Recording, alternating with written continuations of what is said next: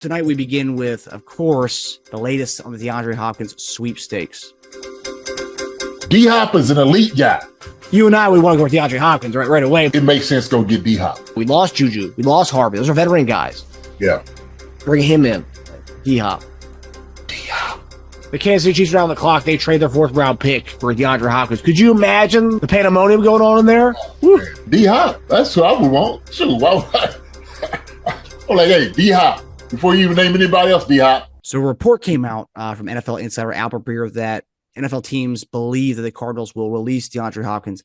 I'm guessing probably, and this is just my guess, probably after the draft. If they don't get any draft assets that weekend, I think he'll probably be cut after the draft. That's my take on what Albert Breer reported. But the report mentions the Chiefs and the Patriots are potential landing spots for him under certain conditions.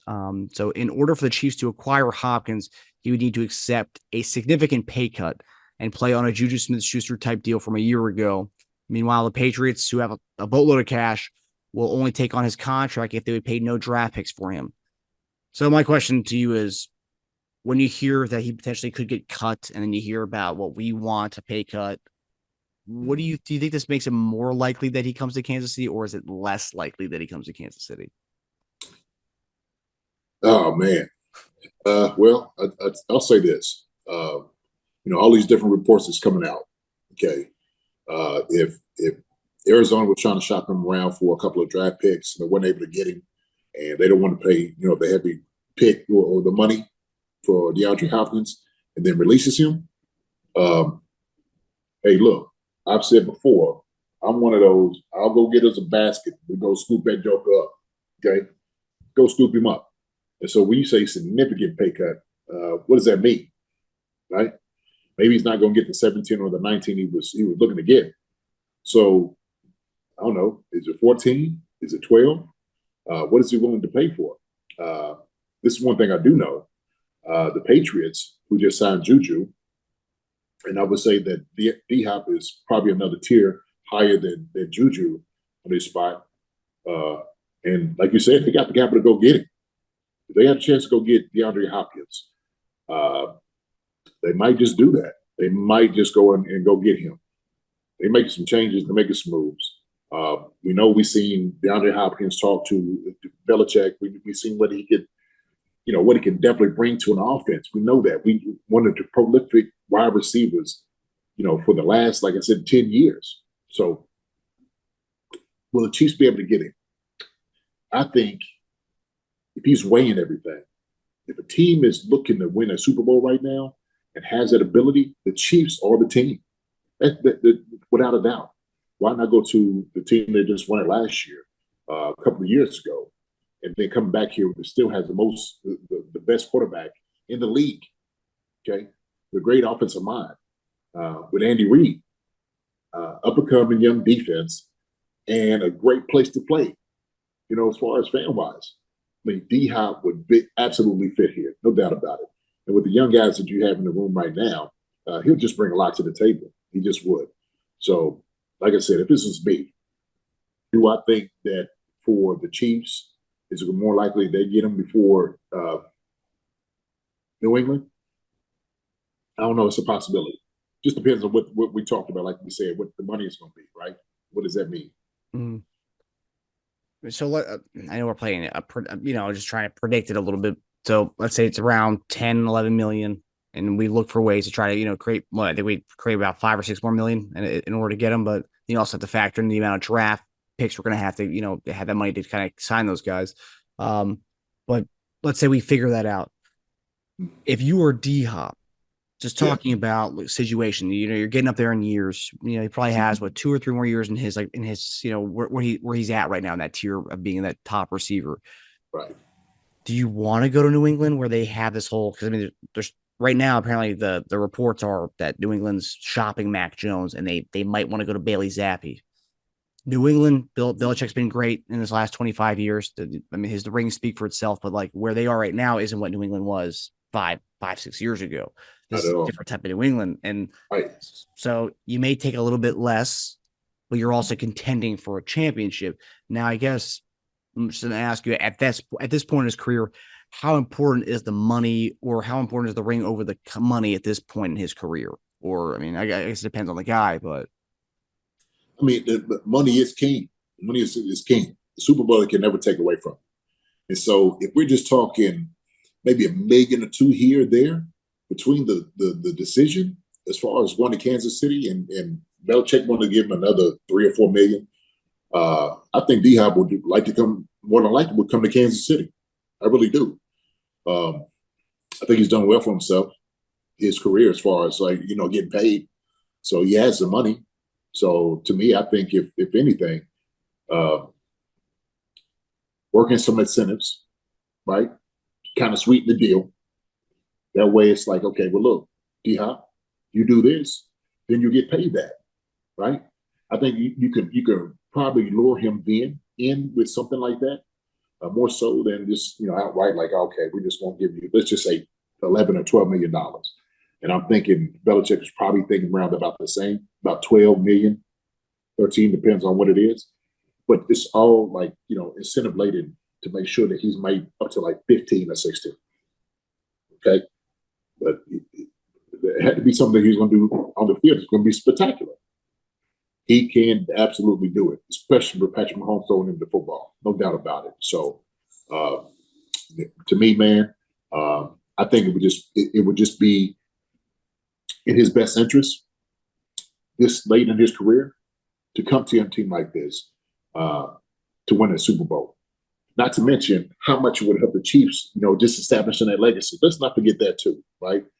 I would find it hard to believe that you would let a talent like D-Hop walk over $1 or $2, $3 million, right, or $4 million, okay? Because I would like, listen, look, hey man, we want to get you here. We like what you've been able to do. We could use you here. You're a veteran presence. You could teach these young guys what it means to be, a pro. You can help us out tremendously in the locker room. We love to have you here. Patrick would love to have you here. And you, Kelce, and Patrick playing for the next 3 years, hey, we can almost seal the deal for the next 3 Super Bowls. You're talking about a dynasty. We can be established as that team, you know what I'm saying, in this era, no doubt about it. Yeah, I mean, it would be scary. I think I made a picture before calling it scary hours with those three together, Kelce, Mahomes, and yeah. That's one thing you wouldn't have to worry about offensive things for the next 3 years. At least that. Yeah. At least that. Right? Yeah. So I mean, Pacheco could be mediocre and do well in that backfield because no one's gonna be stacking the box against that. No, not at all. So I think we hit with the added piece with Pacheco being that guy, right? Complete the offense for what it is, and then Tony too. So yeah, Sky Moore, come on, man. Justyn Ross, like everybody's wanting him to be. We'll see. We'll see. Come on. Why would you want a guy like D-Hop teaching a young guy like Justyn Ross, right? If he is what we think he's going to be, why not learn from D-Hop? Why not learn from him? That's a Clemson connection too. Yes, sir. Yes, sir.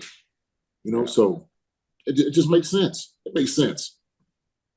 As far as the poll, he might be released talk or that in that same report. Yeah. Do you see that the same way that it would probably be an after the draft release if that were to happen? Because they probably wouldn't get any assets by that point. So like, okay, let's just drop them. Probably. That would probably be that move, right? Just because they just didn't want to pay that ticket, right?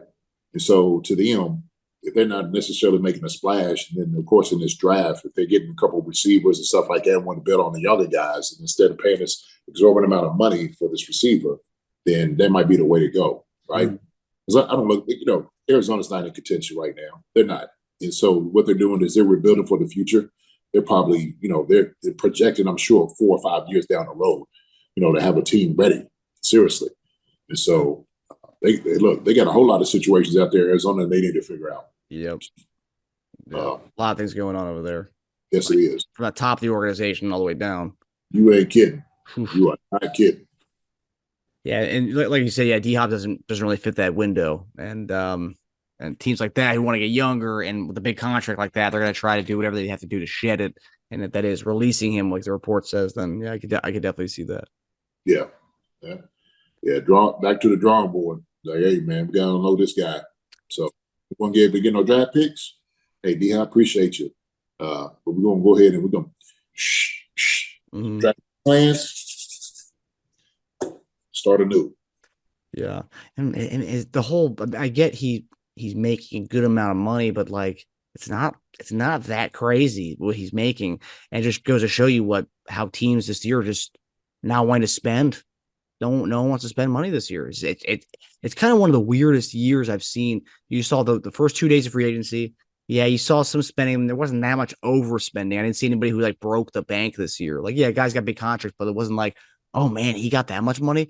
I didn't see any of those kind of big contracts this year. And then you have across the league, people just didn't want to spend. You know what? And I think you're gonna start seeing this trend from here on out, not just with receivers and all these different, quarterbacks, other, you know what I'm saying, other positions as well. Yeah. To me, I just think that the teams at a certain point is like, okay, wait a minute, these guys are making all this type of money for one player, and do we want to keep putting most of our eggs in one basket for this guy? So, Daniel Jones thing didn't make sense to me, but somehow he talked him into it. I don't know. Daniel Jones probably put it out there, and they was like, "Yeah, we'll sign it." He was like, "What? You will? Like you're not lying to me?" No, sure, we got it. So I think when you go to the owners' meeting and stuff like that, I'm sure they talked about contracts and like where's it going to go from here, right? Mm-hmm. Seriously, because they start thinking like, well, if guys making this amount of money a year, what's going to be in the next 2 to 5? What's it going to be? Are these guys worth that amount of money to be paid? Obviously, I'm going to say yes, they are, because how much the owners and everybody else is getting paid, right? Sure. So, sure. Yeah. I mean, the next puzzles to fall in that whole thing is the younger guys, the Joe Burrows, the Justin Herberts, when those contracts come. And with Burrow especially, they're going to have their hands full because they have Higgins coming up next year. Chase is coming up within the next 2 years. So, like, and those are receivers. So, like, they're going to have to spend. And as we know, you can't pay everybody. That's why Tyreek was gone. And, like, that's gonna be the troubling part for them to be able to keep those skill players and that quarterback all there, and that's why they needed to hit within these last few years of this window that they had with Burrow on this rookie deal. I think you're gonna start seeing things being stagnant. Just for the simple fact of how it is this year that nobody's really getting paid, right? The market is kind of what it is, and they're going to start playing it by their rules. Trying to establish, like, hey, listen, this whole Lamar and all these guys, we talk about, different guys like, well, I could get Lamar this money, I could get Lamar this, I could get Lamar. Look, these jokers are not trying to pay this type of money. They're just not trying to do it.